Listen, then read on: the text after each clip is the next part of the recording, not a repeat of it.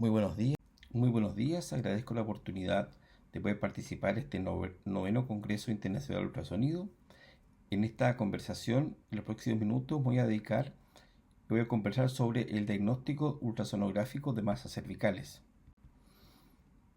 Cuando uno hace ultrasonido, especialmente los que dedicamos más al tema de tiroides, muchas veces se presentan pacientes con alteraciones en el cuello que a veces preguntaban si era un problema de la tiroides y finalmente aparecen otro tipo de lesiones, las cuales vamos a tratar de resumir durante esta charla para poder tener un esquema general sobre qué cosa encontrar, cuándo, en qué paciente es más frecuente.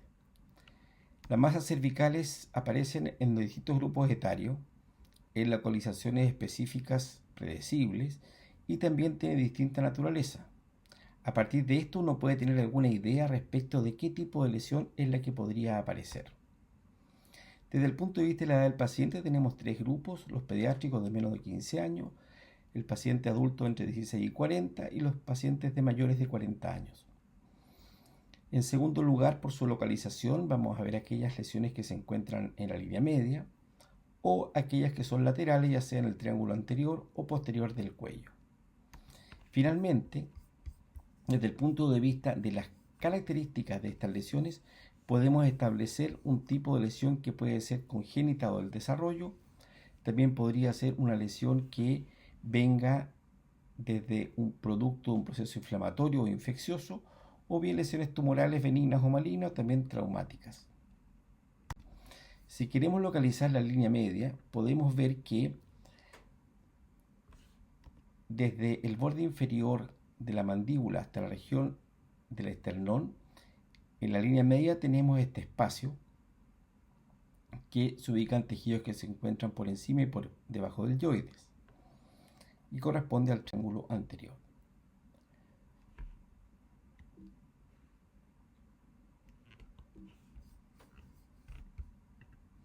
El triángulo anterior corresponde a todo el tejido que se encuentra entre la línea media y el borde anterior del esternocleidomastoideo por un lado, el borde mandibular por otro y el esternón haciendo este pequeño triángulo. Ese es el triángulo anterior. El triángulo posterior corresponde al espacio que se encuentra por detrás del esternocleidomastoideo, siempre por encima de la clavícula, y desde el punto de vista de su aspecto posterior corresponde al borde del trapecio. Por lo tanto, tenemos una línea media, un triángulo anterior y un triángulo posterior. El diagnóstico diferencial de los nódulos tiene que ver, por un lado, como dijimos, por la edad del paciente. En este caso podemos ver que en los menores de 40 años habitualmente lo más frecuentes son los procesos inflamatorios y también las lesiones congénitas. Y en tercer lugar, los tumorales, más frecuentes malignos en los pacientes más jóvenes y más benignos los pacientes entre 15 y 40. En el caso, los pacientes de más de 40 años habitualmente son lesiones tumorales, habitualmente pueden ser benignas o malignas, y después vienen los inflamatorios y en tercer lugar las del desarrollo. Y eso tiene una explicación bastante lógica, porque todas las patologías del desarrollo habitualmente las encontramos más precozmente. Si hacemos un esquema de cada una de estas patologías en la línea media, podemos ver las alteraciones que vienen producto de la tiroides ectópica, por ejemplo, el conducto gloso, los laringoceles, el quiste desmoide. Desde el punto de vista de la inflamatoria, todas las que tienen que ver con la tiroides, ya sea agudas o crónicas, los procesos inflamatorios ganglionares, bacteriales, virales, granulomatosa, la presencia de granulomas cervicales y algunas lesiones de la piel. También podemos encontrar lesiones neoplásicas en relación al tiroides, también a lesiones como los linfangiomas, también adenopatías y lesiones dérmicas. Para referirnos al tema congénito en la línea media, vamos a hacer un pequeño repaso de qué sucede con la tiroides. Desde el punto de vista anatómico, puede que no exista la tiroides, sería una tireosis, o bien puede haber una tiroides ectópica con una tiroides única o con varias accesorias. También podemos ver patología que tiene que ver con el remanente del conducto tiroidoso. Las alteraciones en relación a este conducto del tejido ectópico más comunes han sido encontradas en el piso de la lengua, en la región submandibular y ganglios cervicales. El desarrollo de carcinomas tiroidio en estos tejidos también puede ser una causa importante de patología. Si hacemos una línea de tiempo en el desarrollo de la tiroides, vamos a ver que entre el día 20 al 22 vamos a encontrar un pequeño esbozo tiroidio, que es un engrosamiento del endodermo, que se convierte rápidamente en este pequeño divertículo. Posteriormente, se produce una migración caudal del divertículo desde el agujero ciego en el piso faríngeo hacia este canal que se llama conducto tiroidoso, que desaparece en el día entre el 20, 30 y 40. Esta es una animación y podemos ver cómo el tiroides va, vamos a hacerla de nuevo, cómo baja desde el agujero ciego hasta su posición normal. Por lo tanto, la futura glándula comenzará a expandirse hacia lateral, posicionándose delante de los anillos traqueales segundo y tercero. En la semana 8 a 9 se produce una fusión del primordio de las células tiroideas con las células de los últimos cuerpos branquiales, que vienen de la cresta neural, que corresponden a las células C, que dan origen, por supuesto, a la calcitonina. Entonces, desde el punto de vista embriológico tenemos dos precursores, un precursor endodérmico del tiroides y un precursor que viene de la cresta neural de los últimos cuerpos branquiales. Entonces, las células C o foliculares migran, ¿cierto?, desde este precursor, el esbozo embrionario, a través del conducto, ¿cierto?, va a descender hasta el segundo o tercer anillo por delante del cartílago cricoide, y ahí podemos ver que este conducto desaparece habitualmente entre el día 30 y 40 y no debe quedar ningún vestigio de ello. Por otro lado, las células parafoliculares, células C, migran desde la cresta neural y se localizan en los últimos cuerpos branquiales, y en el día 60 se fusionan ambos tipos de células y comienza el funcionamiento de la glándula tiroides, que es más o menos en la semana 14. Hemos repasado la tiroides, ahora vamos a ver qué pasa con la tiroides accesoria. Son pequeñas masas desarrolladas en las proximidades de la glándula y también tienen una estructura idéntica a la del cuerpo del tiroides normal, sufren las mismas patologías y por lo tanto, independiente del tamaño y la forma de ellas, se localizan habitualmente en el trayecto del conducto tiroidoso, por lo tanto es bastante predecible donde podemos encontrarla. Se considera un grupo suprayoideo, preyoideo e infrayoideo. Si hacemos un esquema de tiroides ectópica, vemos que la gran mayoría de ellas se ubica en la línea media, casi el 90%, y ellas pueden estar o en la región lingual, que es la gran mayoría, o también puede quedar tejido remanente en el conducto tiroidoso. En el cuello lateral, 1 o 3%, o también las otras localizaciones. Aquí tenemos un ejemplo de un esquema de zonas donde ha quedado tejido tiroidoso remanente en el trayecto del conducto, y estas son tiroides ectópicas. Esta es una tiroides ectópica, fíjense aquí está el piso de la lengua, ¿cierto? Ahí estaría el agujero ciego, y este tejido que está más hipocogénico corresponde a tejido tiroideo. Y aquí en la resonancia se puede ver exactamente la misma imagen que teníamos antes en la ecografía, esta imagen hiperintensa que corresponde al tejido tiroideo. Este es un paciente que tenía un tejido tiroideo ectópico también, paciente que se le había retirado la tiroides y seguía con tiroglobulina elevada y no encontrábamos cuál es la zona pensando que había una residuo, alguna metástasis. Lo que pasaba era que esta tiroglobulina se producía por este tiroides ectópico que finalmente debió haber sido tratado. Este otro caso es una mujer de 61 años que tenía miastenia grave, se hizo una tomografía computada y se encontró una masa. Aquí se pensó que era un timoma, ¿cierto? Ahí tenemos la lesión. Ahí está la misma imagen, ¿cierto? En una resonancia magnética. En la ecografía tenía un nódulo coloideo, ¿cierto? Y tenía una imagen en saca abocado, fíjense aquí en la línea media de la tiroides, que se correlaciona muy bien con la tomografía computada. ¿Y qué sucedió acá? Que ahí está la correlación entre la zona con grasa de la tiroides con la tomografía computada, y esto que descendió hacia acá fue un tejido tiroideo sobredescendido con una migración anómala, y este no era un timoma, sino que era un tumor de tiroides. Además de las lesiones tumorales, también podemos ver quistes tiroidosos, que es la falta de involución, como dijimos que el día 40 se producía en involución y se cerraba completamente el conducto tiroidoso. A veces pueden quedar zonas que quedan selladas parcialmente y pueden producir acumulación de contenido, habitualmente líquido, que habitualmente es asintomático, pero eventualmente se puede complicar, infectar y ser sintomático. Aquí tenemos una imagen de un quiste tiroidoso en la región sublingual, un corte transversal, ahí está el corte longitudinal, ¿cierto? Y se correlaciona muy bien con la misma imagen que tenemos acá de la tomografía o la resonancia magnética con este quiste tiroidoso. Los quistes tiroidosos pueden ser suprayoideos, como en este caso, o también pueden ser infrayoideos. Se pueden ver con un aumento de volumen cervical visible, especialmente en la gente que es más delgada. Se hacen sintomáticos especialmente cuando se infectan. También hay que buscarlo con mucho detenimiento y que no haya tejido tiroideo porque tiene más frecuencia de carcinoma papilar en las ubicaciones ectópicas. La presencia de adenopatías en la región submandibular y línea media también puede ayudar el diagnóstico diferencial de masas cervicales en línea media, habitualmente son de aspecto inflamatorio. Rara vez la tiroides tiene una tiroiditis supurada, como el cuadro clínico de cualquier cuadro infeccioso con signo de inflamación local, molestias para tragar, fiebre, omalgia, puede tener dificultad, falta de apetito. Es más frecuente en los niños, ancianos y inmunodeprimidos con enfermedad tiroidea previa. Tiene la misma frecuencia de hombre y mujer. Habitualmente la tiroides tiene yodo y el yodo habitualmente es un muy buen elemento antibacteriano, antiséptico, y por lo tanto la posibilidad de que hayan lesiones infectadas en la tiroides son muy bajas y se ve habitualmente en los pacientes inmunodeprimidos o cuando hay alguna malformación que pueda dar origen a esta infección.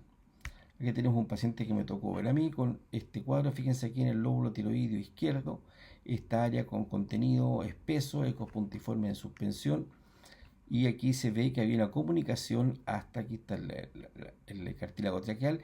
¿Y qué es lo que había acá? Había una prominencia de un seno piriforme que había quedado no fusionado y a partir de ahí se produjo el proceso inflamatorio, se realizó la aspiración, la punción, tratamiento antibiótico y el paciente mejoró. Este es un caso de la literatura con un caso más dramático. Aquí vemos un gran absceso, ¿cierto?, en la glándula tiroides. Aquí hay algunas áreas que tienen aire en la tomografía computada y como pueden ver no es una cosa muy frecuente. Las masas dolorosas en el cuello, una característica muy importante de la tiroiditis de Kerben, que es un cuadro que habitualmente se produce después de un proceso infeccioso respiratorio alto. El paciente describe que tiene dolor cervical importante, de cuantía depende la magnitud y compromiso de la glándula, pero habitualmente puede producir dificultad para la dilución, dificultad en la movilización del cuello. A veces se produce como un síndrome febril de origen no precisado, con sedimentación alta, con fiebre nocturna, calofrío, etc. O sea, es un cuadro que hay que tener en cuenta cuando hay dolor cervical y infección. Siempre pensar la tiroides de Kerben como una posibilidad. Y lo que se produce son áreas de inflamación con hipovascularización y estas tienen la característica que son migratorias, o sea, un día, una semana duele un lado derecho, después se pasa al lado izquierdo y muchas veces regresan en forma completa. La tiroiditis de Basedow-Graves o de Graves es otro tipo de patología, es una glándula muy grande, es una glándula que es una masa palpable que fremita, que tiene lo que se ha llamado, descrito por el Dr. Rawls, el infierno tiroideo, que tiene alta velocidad, mayor de 140 centímetros por segundo, y se ve una masa que salta y que uno puede palpar, y si mira el cuello en reposo puede ver cómo se ve el latido de la arteria, de la glándula. Aquí tenemos las imágenes con velocidades altas, más de 140 centímetros por segundo, que son características de la tiroiditis de Basedow-Graves. Dentro de las lesiones de la línea media de las neoplasias benignas podemos encontrar los quistes simples coloideos, que son lesiones que son de las más frecuentes que vemos en el cuello, que pueden ser totalmente anicogénicos, como se ve en este caso, con refuerzo del sonido, pero otras veces puede que este aumento de volumen se puede producir después de algún esfuerzo o espontáneamente, el paciente venir con dolor. Por ejemplo, aquí tenemos este quiste que tiene 20 centímetros cúbicos, el paciente estaba con molestia y lo que se hizo en este caso fue aspirar el quiste y se realizó la alcoholización con la resolución de la patología en el control tardío. También hay quistes hemorrágicos, como les comentaba, que son muy sintomáticos, el paciente llega muy asustado, hay edema alrededor, y en estos casos uno puede aspirarlo para aliviar las molestias, y lo que se ha llamado los clínicos antiguamente el quiste coloideo o granuloma, entre comillas, por palpación. O sea, apretarlo muy fuerte podría sangrar y podría producirse estas molestias. Dentro de las neoplasias benignas podemos ver los tumores hiperecogénicos que se ven en la tiroides de Hashimoto, que pueden ser lesiones neoplásicas con patrón neoplásico benigno. Estos son todas hiperplasias foliculares benignas. También pueden haber lesiones como el tumor desmoide, que este es un caso en la literatura, no he tenido la oportunidad de tener casos de este tipo. Otras lesiones más superficiales con aumento de volumen, como por ejemplo, esta es una imagen extendida del borde inferior de la mandíbula, y veíamos esta masa alargada, isoecogénica, con algunas imágenes lineares en su interior, que correspondía a un lipoma inframandibular, y el paciente consulta con una masa cervical sospechosa. También pueden haber masas carcinomas malignos, como por ejemplo pueden ver aquí, apenas visible, esto corresponde a la tráquea, el borde anterior de la tiroides, ¿cierto? Este es el músculo tiroideo, el esternotiroideo, y aquí podemos ver que hay una zona hipocogénica. Estamos usando un traductor de 14 MHz de frecuencia y se sospecha alguna alteración ahí, no es muy clara la lesión, ¿cierto? Si mejoramos la frecuencia, que estamos con una frecuencia de 24, ¿cierto? Fíjense, ya se ve que hay un borde poco preciso, se ve que la cápsula anterior potencialmente podría estar comprometida y ya es un nódulo más sospechoso. Es el mismo paciente, la misma hora, solo cambié la frecuencia de onda.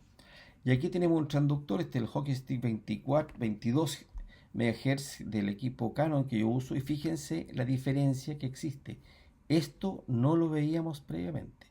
Estas lesiones con los equipos habituales no los veíamos, y de hecho esta misma máquina con un transductor distinto, fíjense la extensión que tiene esta lesión. Fíjense aquí que hay un compromiso de la cápsula posterior que no se ve con ningún otro transductor ni con ninguna otra máquina tampoco. Y lo que sí se puede ver es que hay respeto de la cápsula anterior. O sea que uno puede decir, hay compromiso de la cápsula posterior y la lesión es bastante más extensa de lo que nos parecía. Es muy importante conocer las máquinas, hay avances tecnológicos increíbles. Como pueden ver, fíjense la diferencia de las estructuras. Aquí tenemos, ¿cierto?, el músculo, como se pueden ver el músculo externo tiroideo y el esternoioideo, cómo se diferencia uno del otro, lo mismo que el tejido celular subcutáneo. Aquí tenemos otro caso, una mujer que enviaron a una punción de 40 años con sobrepeso y mandaron a un nódulo tiroideo en la ecografía y la mandaron a realizar la punción. Entonces decían que era un nódulo de borde indefinido, con una cápsula gruesa, con algunos ecos de suspensión, que parecía un carcinoma papilar. Yo lo uso el ultrasonido, este fue hace bastante tiempo. Fíjense, me llamaba la atención esta vascularización solamente por fuera, no habían vasos por dentro, y estos ecos puntiformes no me parecieron que eran calcificaciones, sino me parecía que tenían algún artefacto de reverberación. Y lo que hice fue que el paciente echagarra, le di agua, y lo que pude ver que aquí esta estructura longitudinal corresponde al esófago, y este nodulito, entre comillas, pseudo nódulo, porque no era un nódulo, correspondía a un divertículo esofágico. Acá está la imagen transversal, ¿cierto? Acá va el esófago, y este era un divertículo esofágico. Diagnóstico diferencial de masas cervicales, toda la patología esofágica, especialmente los divertículos. También en algunos casos nos ha tocado ver algunos leiomiomas en la pared del esófago. Aquí tengo un tumor también del tiroides, ¿cierto? Un cáncer papilar de tiroides, estaba muy contento, ¿cierto? Ahí vemos la lesión, vemos la tiroides, pero siempre uno tiene que examinar todo el nódulo, no quedarse tranquilo con la posibilidad de tener ese diagnóstico. Y en este caso además vimos que hacia el polo inferior lo que encontramos era una masa ovalada, alargada, hipocogénica, con vasos capsulares que no venían de la tiroides, sino que venían de la rama tiroides inferior, y que correspondía a un tumor de la glándula paratiroides, o sea, un adenoma de paratiroides. Las paratiroides habitualmente son 4 glándulas, 2 superiores y 2 inferiores en el 80% de los casos. Entre 3 al 4% son menos de 4, y hay un 15 a 25% supernumeraria. Derivan del endoderma, también de la tercera y cuarta bolsa faríngea, tienen tamaño variable y son muy pequeñas. Habitualmente con ultrasonido no las logramos ver. Estas son las ubicaciones más habituales que nosotros vemos las glándulas. Estas son las 4 posiciones que tiene uno que buscar, pero también puede buscarlo en la vaina carotidia, ¿cierto? Puede estar también dentro del tiroides. Más de alguna vez hemos funcionado un nódulo y ha resultado ser un nódulo de tejido de la paratiroides. También pueden haber en el polo superior, polo inferior y también hasta en el mediastino o en la región del tracto tirotímico. Por lo tanto, es importante saber que existen los lugares habituales y los no tan habituales para poder buscarlo, como en la vaina carotidio, infratiroideo y también por encima del polo superior. El 80% de las glándulas normales son yuxtatiroideas, pero también hay glándulas ectópicas, como les digo, desde el ángulo de la mandíbula hasta el arco aórtico e incluso mediastínicas. Aquí podemos ver tenemos un nódulo, ¿cierto? Tiroideo, pero también aquí se ve una gran masa y esta masa correspondía a un aumento de tamaño de la glándula paratiroides. La forma de hacer el diagnóstico diferencial es importante y eso lo hacemos usando el Doppler color, en este caso el SMI o las curvas de alta sensibilidad, en las cuales podemos ver vasos capsulares que ingresan a la glándula a diferencia de los ganglios que tienen un hilio central con un vaso que va del centro hacia la periferia y son menos vascularizados. Aquí tenemos entonces el tumor y ahí tenemos la imagen anterior, el paratiroides. Este es un paciente que tenía un gran aumento de volumen. En el año 2010 se diagnosticó como un Hashimoto. El 2011 estaba un poco más pequeño. Su Hashimoto habitual ha disminuido de tamaño. Sin embargo, en el 2012 hubo un crecimiento muy significativo. Y esto llamó la atención. Y entonces, inmediatamente unos meses después, se le hizo una biopsia. Yo le hice una biopsia de Trucut y resultó que era un linfoma. Este linfoma fue tratado, ¿cierto?, con su tratamiento habitual, con su quimioterapia. Y resulta que, fíjense la evolución que tuvo el año 2015, 2016 y 2017. Yo hasta el día de hoy lo sigo controlando y prácticamente no queda tiroides. Aquí en la comparación de cómo estaba el 2013, ¿cierto? Fíjense la imagen del PET-CT y cómo se veía ahora la imagen del PET-CT el 2016 prácticamente normal. Ahora vamos a hablar de los nódulos cervicales que se ubican en el triángulo anterior. Recordaremos que el triángulo anterior viene desde la línea media, ¿cierto?, hasta el borde anterior del esternocleido mastoideo, como recordatorio. Entonces, ¿qué es lo que vamos a ver acá? Podemos ver todas las formaciones quísticas branquiales que provienen del tercero, cuarto arco branquial, que habitualmente pueden ser asintomáticas, pueden debutar con un cuadro inflamatorio infeccioso, que es muy frecuente, en la cual estos se complican, se infectan y son muy sintomáticos. Aquí tenemos un caso como el que vimos, este es un quiste branquial, se ve un contenido muy sólido, muy heterogéneo, pero en realidad este es un líquido espeso. Fíjense la alteración de la musculatura, el edema del tejido graso que lo rodea. Aquí tenemos otra imagen, lo mismo, fíjense la alteración e incluso el músculo ya está comprometido, se rompió la cápsula o la cavidad del quiste y infiltró y hay proceso infeccioso que está comprometiendo también la musculatura del esternocleidomastoideo. Ahí podemos ver que hay zonas avasculares y si hacemos la correlación con la resonancia magnética son exactamente las mismas lesiones que vimos en ultrasonido. Eso corresponde a las lesiones congénitas, todo lo que tiene que ver con los quistes branquiales. En relación a tiroides vimos también que no solamente habían lesiones en la línea media, sino que también podía haber en el cuello lateral. Y la más frecuente es en la región submandibular. Este es un paciente que tiene un aumento de volumen cervical, de crecimiento en el último año, no se vio tiroides en su ubicación habitual. Esta es una adenopatía cervical inflamatoria característica, un paciente cuidando un cuadro infeccioso viral. Aquí tenemos otra adenopatía, no solamente de inflamación, sino también algunas calcificaciones, tenía algunos trayectos por acá, y esto correspondía a una tuberculosis. Este paciente permitió hacer la punción y el diagnóstico, la sospecha del diagnóstico, de hacer el diagnóstico de una tuberculosis que estaba activa y tratarlo adecuadamente. Este es un paciente que consulta con un proceso inflamatorio, con aumento de volumen cervical enrojecido, ¿cierto? Pensaba que era un tumor parotidio, en realidad lo que era una lesión que estaba en el tejido celular subcutáneo y correspondía a un absceso, una colección, que corresponde a un quiste sebáceo, un quiste epidérmico complicado, infectado. Aquí tenemos otra imagen. Fíjense, el paciente venía por una tapificación cervical postoperatoria tenemos el video, aquí tenemos la carótida, ¿cierto?